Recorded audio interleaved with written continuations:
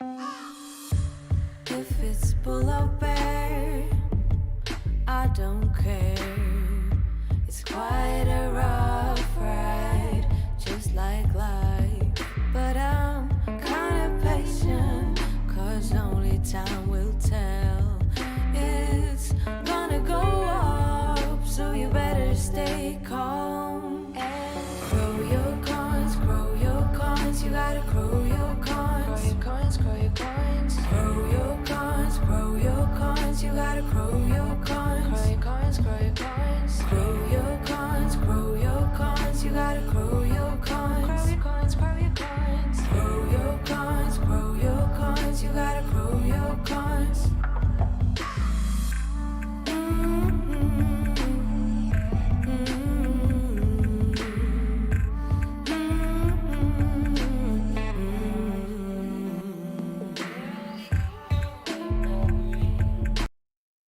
What's up, ladies and gentlemen? Welcome. We are live. Let me make sure everything's working here.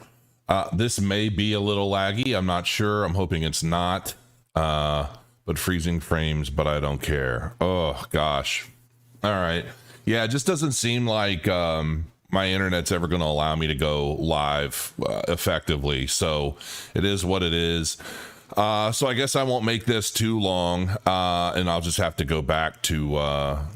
Damn, that's a disappointment. All right. So,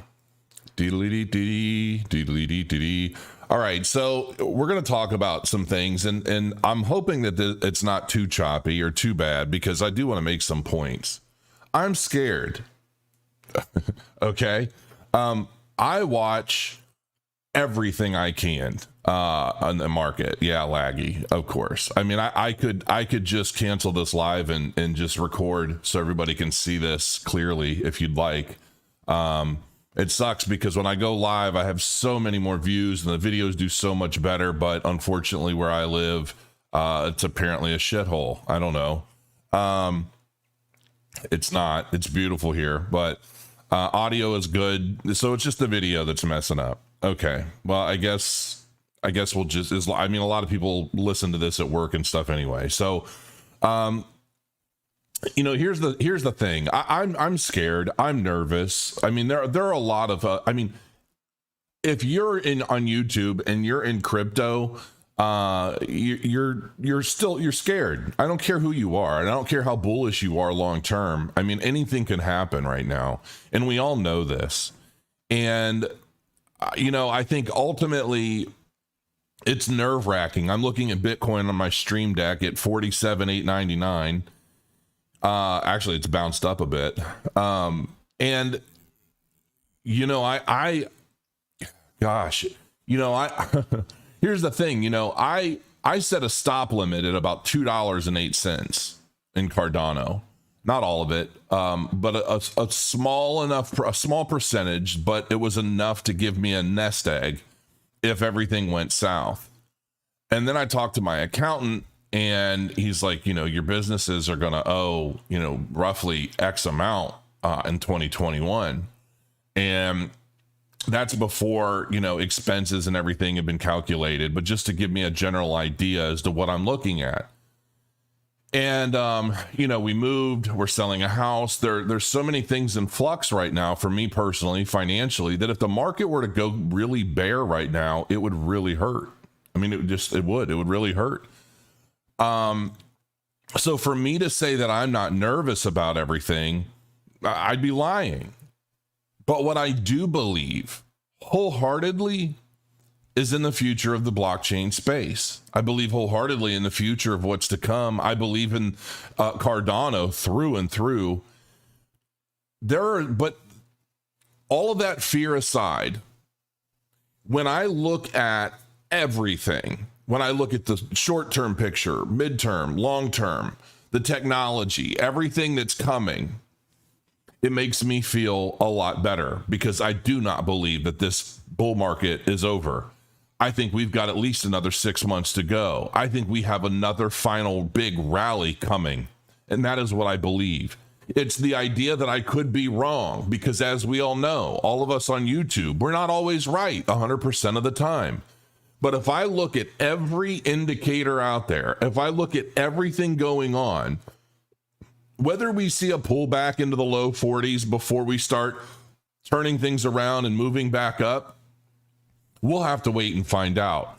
But ultimately, I do not see this as being an extended bear market period. I think we are due for a turnaround. I think we are going back up. I've been calling for a 2-peak market now for like two and a half years. You know, and what I didn't take into account is the likelihood of a lengthened cycle. Okay, because I look at Bitcoin as this 4-year cycle thing, and that's all there is to it.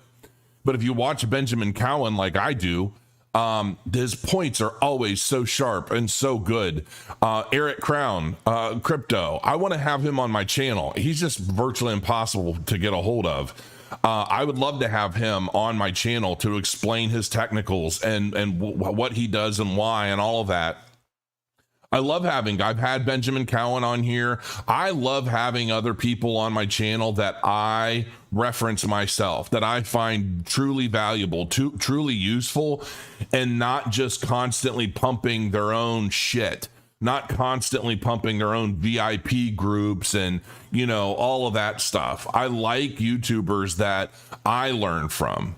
And so that's what I'm talking about, man. I mean, in everybody that I watch that I trust, in addition to everything else going on in the market, the accumulation that's happening right now, I think is happening for a reason, folks. I mean, when you've got guys like Michael Saylor accumulating in mass, like just a week ago, that should tell you something. He's not a stupid man. He knows what he's doing. And I think that some of these guys have a much better insider's pulse on what's happening in the markets than we do. Yes, Eric Crown is on point. I really respect him. I tease him about his hair, but you know, how can you not? Otherwise, I love the guy. He seems like a super cool dude who'd probably be fun to hang out with and actually learn some TA from. I've even thought about joining his stuff just to get some tips. I will say I just bought $100 book that should be here tomorrow that I'm going to start reading like a new religion. And it's basically from an Elliott Wave guy. I learned about it from Alessio Rustani, and I went out and I actually paid the $100 for this hardback book.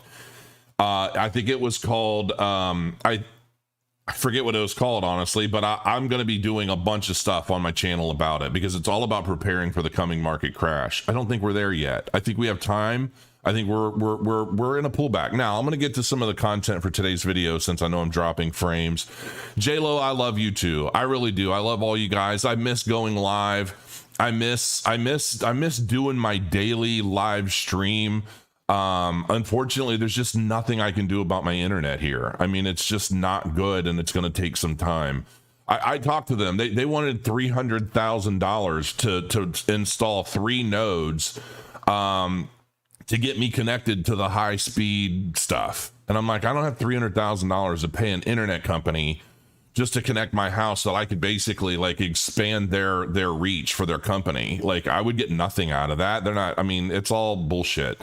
And on top of that, everything here milks you because they know that you don't have access to this or that. Every service limits you because they want to milk you. Oh, you've got 40 gigs for this. I bought a Wi-Fi hotspot for emergencies. It's like it all milks you. It's all structured to basically just milk you for cash because they know your options are limited. So, anyway, no, I'm not in Puerto Rico anymore. We moved out of Puerto Rico like 2 months ago. I left all of that behind. I still have our property there. You know, I plan on doing a full-blown video about Puerto Rico at some point. And our experience there. There are a lot of pros and cons. It's a beautiful place, beautiful people. I mean, you know, there's a lot to be said for and against Puerto Rico. And you know, it's not to say that we won't ever go back. I mean, honestly, when I think of Puerto Rico, I think of a place I would love to get involved in from the outside and try to help. But you know, a lot of the locals there, they don't want our help. They love the way things are. But I look at that as kind of like my wife. When we first met, she had a flip phone. And she didn't care about Apple. She didn't want an Apple iPhone. She didn't give a shit about any of that. She didn't want to change. But then when I made her, now she can't live without it. Now she loves it. She's on it 24/7. So I think it's one of those things where, you know, I think, I don't know. I'm going to do a full blown video on Puerto Rico. If you're interested in that, you know, let me know in the comments below. And I'll get to it. I think everybody knows that I'm going to be very real about it. I mean, the pros and cons, it is what it is, as I saw it, as I experienced it. But I really believe that the people there are, honestly, I feel like without the people and their mentality there would be no Puerto Rico, in the sense that there'd be nothing to enjoy there but a beach. I think it's the people there that really do. There are pros and cons to the people as well, but you know, I'll get into that some other time. All right, so we're looking at Cardano. If you see up here behind me first, we're going to look at this. And what you're going to see here, you're going to see this line, and then you're going to see basically a triple bottom forming, right? It's already formed. Now we're basically accumulating on this bottom.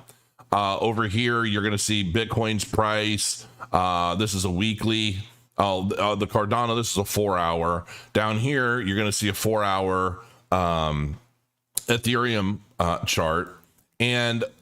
But before we even get too deep into that, I'm going to touch base on this. Solana on-chain development increases after a recent DDoS attack.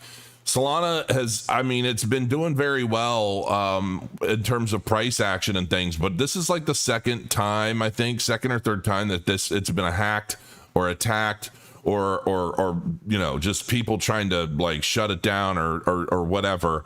And that to me is actually kind of scary, because there's been some success in that.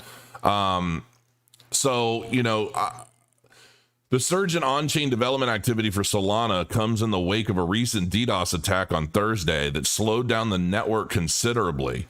The fifth largest, isn't Solana primarily venture capital owned?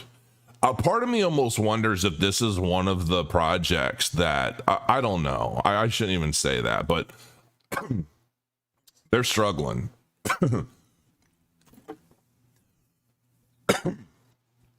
Shut down, but it raised serious concerns over network vulnerability, of which apparently there are quite a few. I couldn't buy into something like this. I just couldn't. I mean, that has what seems to be a recurring issue in security. I'm sorry, but and I'm pretty sure this was primarily funded by VCs. They've got the money for marketing and doing things. You know, it's not necessarily that it's a bad project. I just think it needs some time to incubate before I would even really consider doing much with it. Only 60% owned by VC and founders. Only 60%. Is that it? Okay. That's funny. Solana is owned partially by the Digital Currency Group. Yeah, so it's the crypto cartel. I mean, you know, that's a part of what makes me wonder, like, where some of the FUD of Cardano is coming from. But, you know, who knows? It's just speculation. Listen, I know that they've been doing some pretty cool stuff. There have been some pretty cool projects on Solana, but it seems like they just having way too many problems for me, and I'm out. Now, IOG has already started process of making Cardano resistant against quantum attacks. This isn't something that you see very much of, which actually is kind of concerning, because quantum computing is a real thing. Google's working on it. I think there are 3 or 4 quantum computers in the world, and they're constantly improving what they're capable of. And, you know, while a lot of us are saying, oh, we won't have any issues or concerns for quantum computing for another 10, 20, 30 years, I think, like anything else in the tech industry, especially with new technology, that starts growing at exponential speeds. So the fact that, and I've talked to Charles about this several times, and I've asked multiple times, when quantum proof, like, because that is a big concern for me. I just read a whole other article in Hacker Quarterly 2600 recently about quantum computing and quantum cryptography and so forth. Some of it was just sheer over my head. They use a lot of words in that space that I'm just like, I'm a high school dropout, man. I don't know what the hell you're talking about. I can look that shit up, but I'm in the bathtub. But anyway, I'm very big on this. Cardano creator Charles Hoskinson says input output has started preparing for future attacks on the Cardano network by quantum powered adversaries. Quantum computing is a type of computation that harnesses the collective properties of quantum states, such as superposition, interference, and entanglement, to perform calculations. And the devices that perform quantum computations are known as quantum computers. I mean, the basic gist of this is if you've got binary processes, right? Ones and zeros. In quantum computing, I get what is it, the quark or whatever, it could be a 1 and or a 0. So it's like it's I don't know. I guess in a way you can kind of attribute that to being black or white or having millions of colors. And now we're going into the computing phase of millions of colors. And with that, it's a lot easier to crack cryptographic keys and things of that nature, like Bitcoin and so forth. So, I think, hey, whoever the first blockchain is that is able to truly prove quantum proof cryptography for their security is going to be a really big deal. Now for the meat of this, how far in are we? And then I'm going to do some Q&A today. Even though I know my video drops frames, that can't help my algorithm. Something tells me that some people are here, but they're an hour and 45 minutes late, so they can go and leave. Sharp ADA rebound underway, dubbed triple bottom. The pattern typically occurs at the end of a downtrend and consists of 3 consecutive lows printed roughly atop the same level. This means triple bottoms indicate sellers' inability to break below a specific support level on 3 back-to-back attempts, which ultimately paves the way for buyers to take over. In a perfect scenario, and that honestly, that looks like what could very well, I mean, you got 1, 2, 3, and this one's hanging and accumulating. So it would be nice to see us start rebounding from here. In technical analysis, that's a likely case. When you're looking at the majority of the supply being staked on nodes, such as that one, Crow node. Come on, people, stake your ADA on the Crow node. Feed the bird. But anyway. Technical analysis said it should be ready for a significant rebound, but at the same time, a lot of this depends on Bitcoin. Now, I just watched a video about Willy Woo. I don't know how many of you guys are familiar with Willy Woo, but I truly think this guy's another genius, and I love to listen to him. I'm pretty sure he's from New Zealand. I love his accent. He's like this Asian guy with a New Zealand accent. I think he's Asian. I'm assuming he is. Anymore, you never know, but he looks like an Asian guy with a New Zealand accent and the mind of Einstein, in my opinion. I've never talked to him. I've never met him. I've reached out to him many times in the past. I don't know. He's never really paid much attention to me. But I love his work, and I love his on-chain analytics, and he's basically saying that we've got a strong 6 months left of a bull run, that we are ready for a significant rebound from where we're at, and that all of the on-chain metrics are showing that. He's like, it couldn't be more clear to me. And this is a guy who has created so many indicators for so many different applications and things. And, I believe this guy. I mean, this guy sits around all day studying these metrics like a crazy person. It's like the dude from A Beautiful Mind or whatever with Russell Crowe. So far, ADA's price has been able to paint the triple bottom halfway, now rebounding after forming the third low, as shown in the chart below. What does that say? Yeah, let's look at that. Yeah. Pattern height. Breakout. But the thing of it is that Bitcoin continues to drop. Bitcoin's currently trading at what, 47? So it looks like 46.9. But if it continues to move down closer to 42, there is a chance that Cardano could hold. There is a good chance that Cardano could hold and just maintain sideways momentum, sideways accumulation while Bitcoin is continuing to do its thing. And then Bitcoin could make a reversal and then Cardano could follow it, or Cardano can lead the charge, which I've seen happen in the past. It's so weird how the correlation can change, but I think that the price correlation definitely is dependent on where supply is, where RSI is, where these different elements are in play on each of these individual assets. And, you know, these are the three I watch primarily, and that's about it. I watch Bitcoin, Cardano, and Ethereum because those are my primary concerns. I'm hoping that we get a pullback. The accumulation area, the potential triple bottom scenario emerged after ADA's price plunged by more than 60% from its record high of $3.16 achieved on September 2nd earlier this year. It also surfaced as the Cardano token became one of the worst performers quarter to date, dropping nearly 45.5% compared to its rival Ethereum's 15% gains. Yeah, that does suck to watch.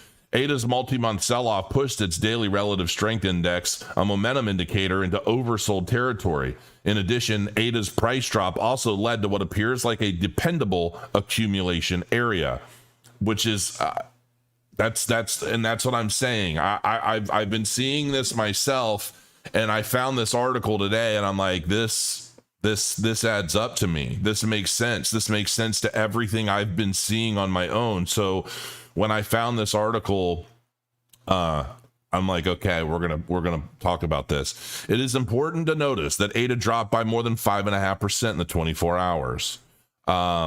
So yeah, Sunday swap is coming soon. They probably got a couple weeks left of testnet before they launch, and I think when they do, and here it's the perfect question, because that is what I'm talking about right there. You've got the ERC20 converter, you've got Sunday swap. You have a lot of other applications, one of which I'm going to talk about here in a second. There's so much stuff that's getting ready to kick off on Cardano. And how often do you see projects launching new applications in a bear market? I'll wait right here. The point is, I don't think that this is a bear market. And there are so many different reasons why I believe that. Could we see a low 40s Bitcoin? Could we see a wick to 38 or 39? It's absolutely possible. But from there, I think we go for a significant run. Now, if you listen to folks like Willy Woo, he says, listen, you know, we could get a parabolic run from here. We are cocked and loaded and ready to go. Based solely on on-chain metrics, he's saying we could have a parabolic run next week, next month, or sometime within the next 6 months, or even a year. But it's coming. And when you also look at all of these other indicators, like I saw something on here with Peter Schiff was like trolling. And I saw this on George, like Crypto RS, and I'm like, yeah, he is right about that. That's kind of funny. But basically, anytime Peter Schiff comes out trolling, typically the bottom is in. Because every time we've had a substantial dip, Peter Schiff is on Twitter, like trolling everybody, and then it starts to turn around and go up. So, and I don't know. I'm one of those people that thinks there's always more to what's happening than meets the eye when it comes to that kind of stuff. So anyway, the policy meeting with the Fed officials, I think, is happening tomorrow, if I'm not mistaken. And if it's good, we could start seeing a reversal. If it's bad, we could start seeing further downtrend into the low 40s area of Bitcoin, and, thus resulting ultimately in a further dip in ADA until we start getting some significant positive kickoffs for something. So, what happens over the next 24 hours from here, I think is going to be pretty important, but that's just my opinion. I will say this, ADA swap goes live on CardStarter details. According to a press release shared with University U Today, ADA Swap, a non-custodial cryptocurrency exchange on Cardano blockchain, announces its first token sale. This isn't even paid. I just found this and I thought, okay, it's another project, another application. I'll mention it. But AdaSwap, Ate Levy, CEO of AdaSwap, stresses the crucial importance of this milestone for the progress of his product. Check it out if you're interested in that. Personally, I'm waiting on Sunday Swap. I don't care much else about anything else. I'm even waiting for it in my favorites. So, listen, folks, I don't know what to say other than I'm still very, very bullish. I'm bullish for 2022. I think 2022 is going to be a life-changing year for many who, here's the thing. This is the risk, right? I even told my wife, I said, listen, Bitcoin, the market could potentially be over from here. We could be in a bear market and we can continue moving down. If we're not, and we continue moving up in 2022 for the second peak, what I've expected to see now for years in this market, for whatever reason, if I were to sell my Bitcoin now and then it drops and I buy back in and I accumulate more, well, that's great, right? However, that also creates a taxable event for me that I have to pay for next year, adding to what I already owe. Then it restarts the clock on my capital gains tax, which next year could be significantly higher than it is this year. I don't know, but things are changing, obviously. That scares the hell out of me even more. And while I will have accumulated some additional Bitcoin in the process, the taxation of it all almost makes it makes it much less worth the risk for me. I feel like if I sell something, I've just sold it. I'm done. I'm out of that position. And I'm not likely buying back in to ride a further wave up. I could. It depends on what it is and what's going on.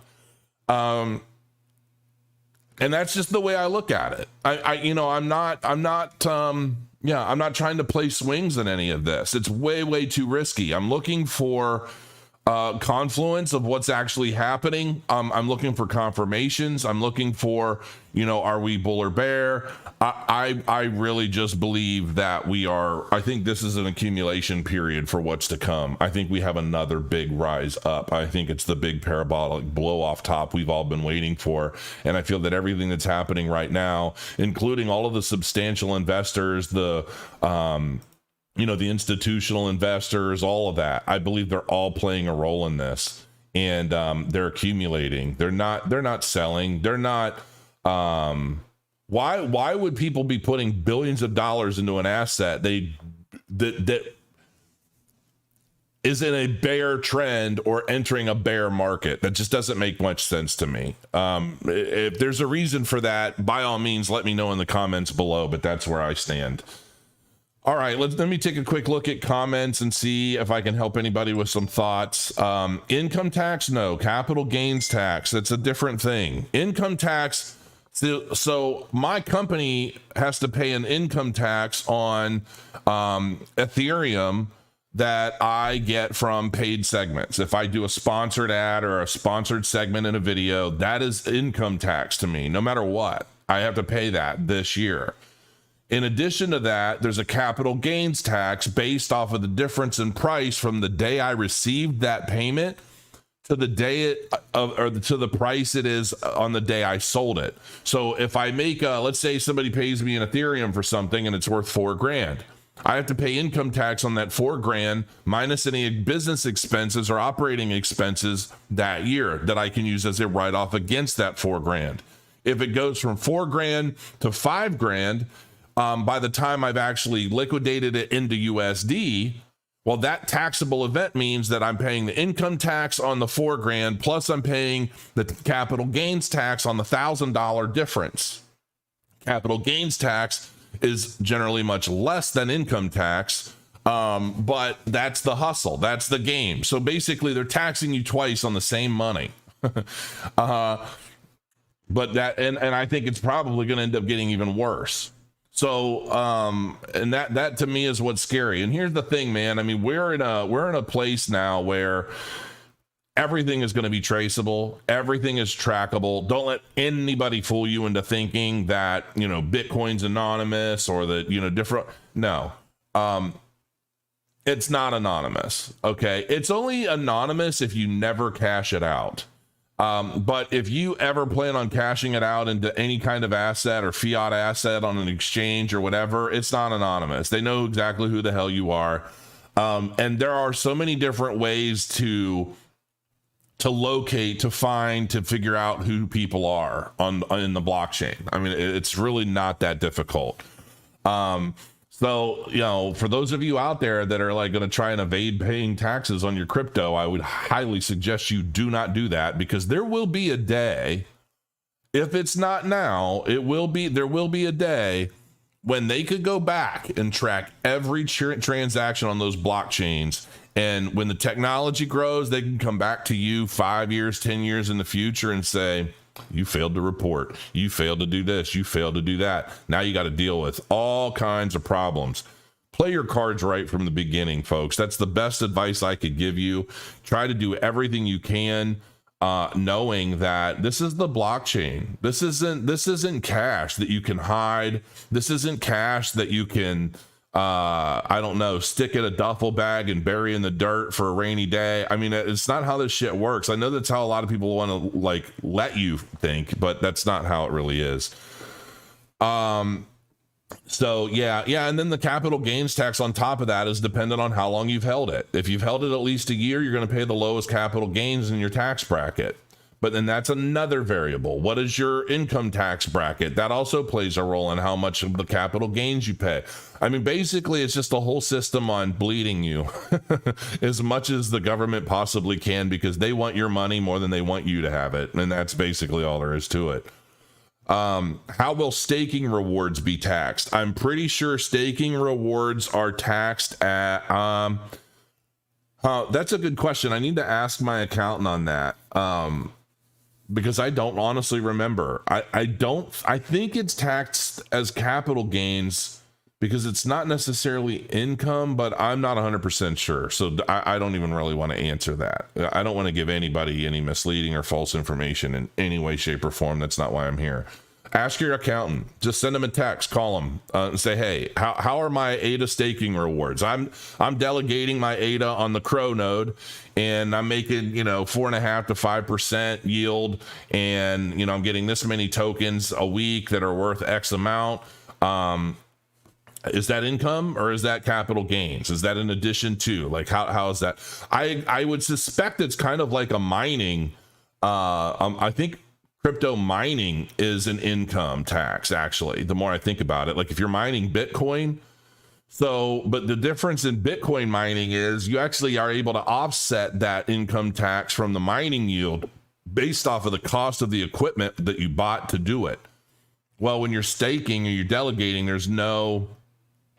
So if it is an income tax and it is a business, then you'll at least be able to write off your operating expenses. I mean, you got to have a computer, right? You have to have you've got an electric bill. You've got, if you work out of your home and you've got things set up, you can write off a percentage of the area of your property that you're using to maintain your business operations, things like that. That's why you get an accountant, because they can help you resolve a lot of that stuff.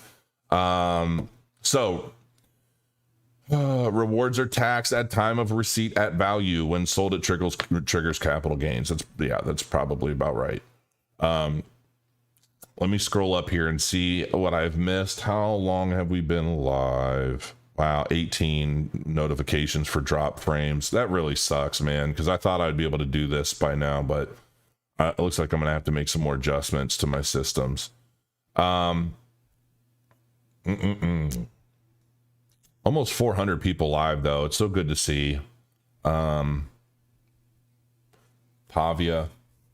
Pavia looks cute, but they just didn't put out enough information for me to get interested. I mean, really.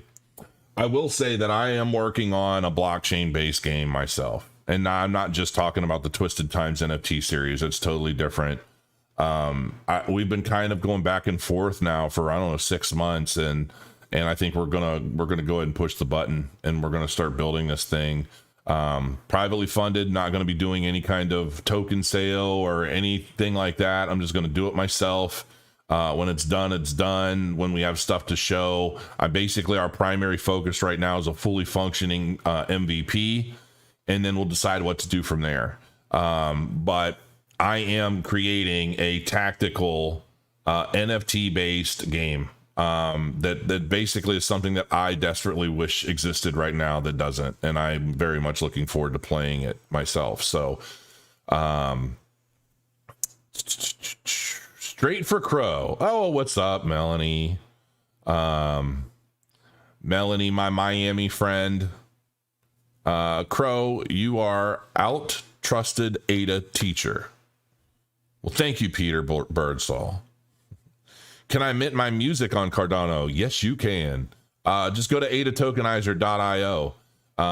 You can basically mint an NFT as anything. I think you can mint video files, audio files, and images, GIFs, all that fun stuff. So, all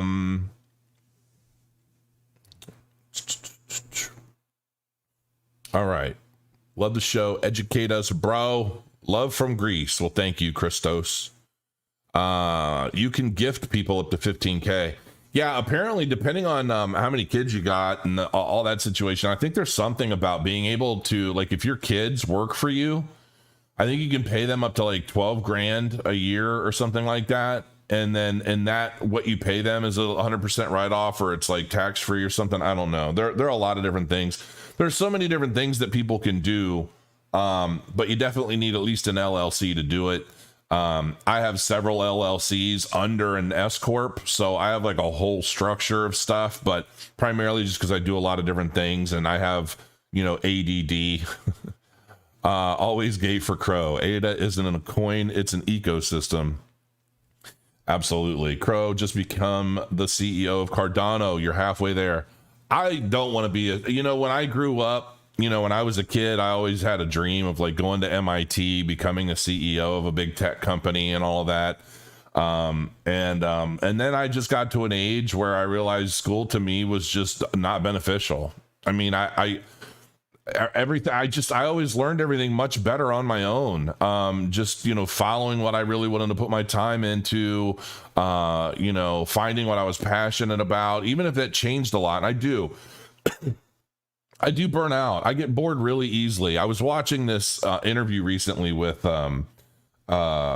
Jesse Ventura, and he was talking about how like every 4 years he has a new job. And I'm like, I get that. And he's like, I get bored really easily. And I'm like, exactly. I do too. It's like the fact that I'm still even in the crypto space is surprising.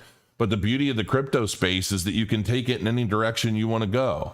There are so many different opportunities and avenues and alleys you can travel down, and they're all vastly different. They just all they're all associated with the same technology, right? But, I love the crypto space, but there are things that I really want to do. I've always wanted to build a life-size autonomous robot. And I know there's a 3D printed one out there. I can't remember what it's called. And I thought, you know what, when we move to Florida and once we're done, once we've peaked out and everything's good, I might actually spend a lot of time building this robot. So there's a lot of different stuff that I'd like to get into. I love robotics. I've been into robotics since I was like 10. And I, it's just one of those things I didn't do. It's expensive. I grew up poor. I don't have any. I didn't have shit. So Jesse Ventura is pretty cool. Not perfect, but a good guy. Yeah, I think he's got Asperger's to some degree. I watched his interview with what is it, Vaughn? So Jesse Vaughn. I can't remember. He's a comedian. And at the beginning of the interview, he basically says, I'm really sorry I was never able to get a word in throughout the whole interview. He does a little bit, but man, Jesse Ventura he just keeps going, and he does not give a shit what you're trying to ask him, what you're trying to say. He's just a mile a minute. Why Florida? Because it's not a prison planet over here yet. And it's beautiful, and it's not as hot as Puerto Rico. Central air. There are a lot of reasons why Florida, to be real honest with you. Now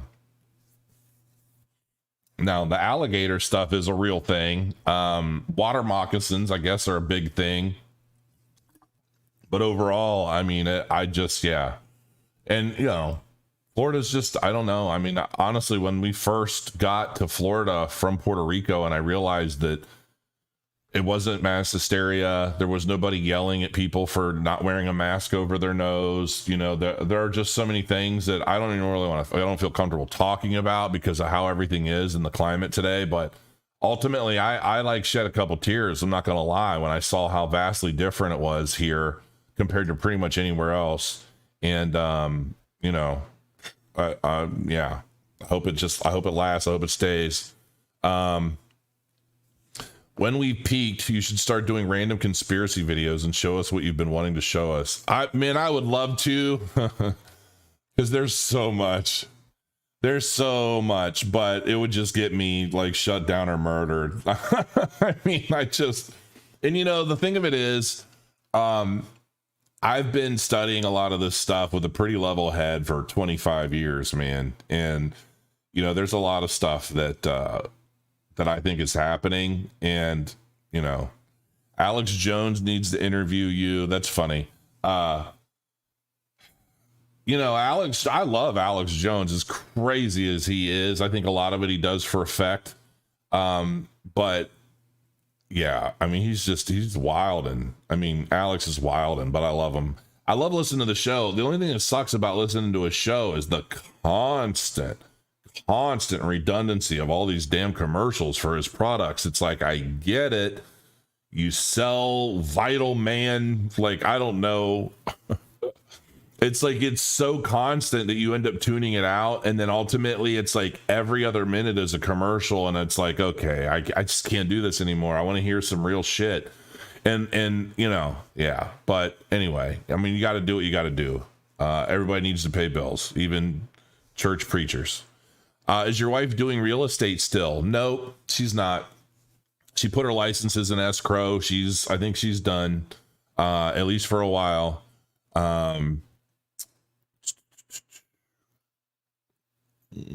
Still holding.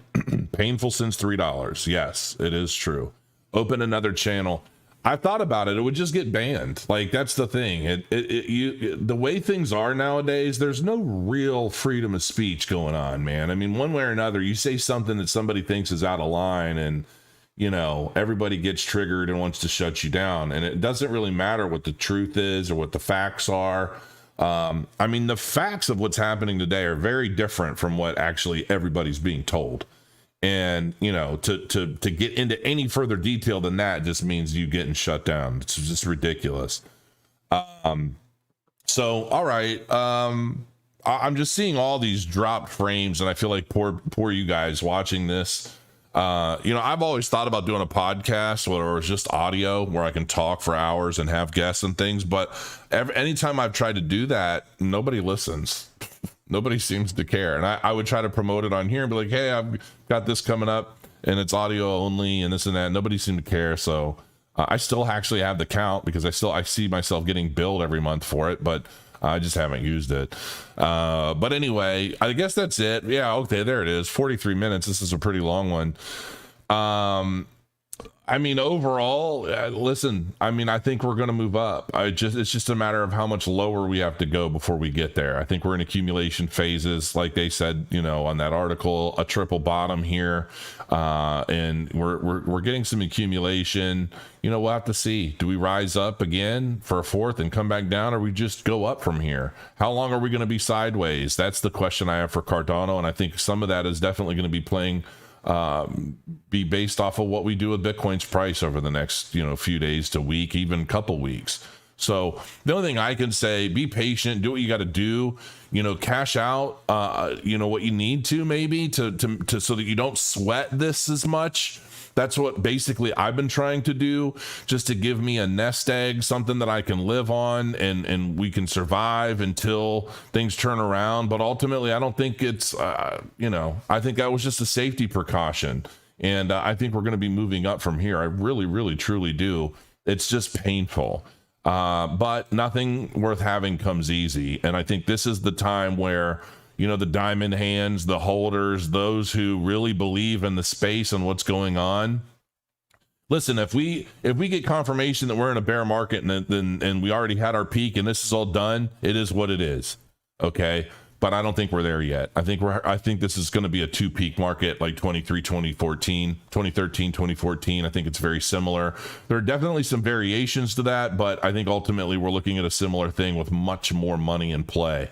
So things may very well take a little bit longer. And I think the more money that comes into the space, the longer some of these moves and swings may very well take. So that's about all I have to say. So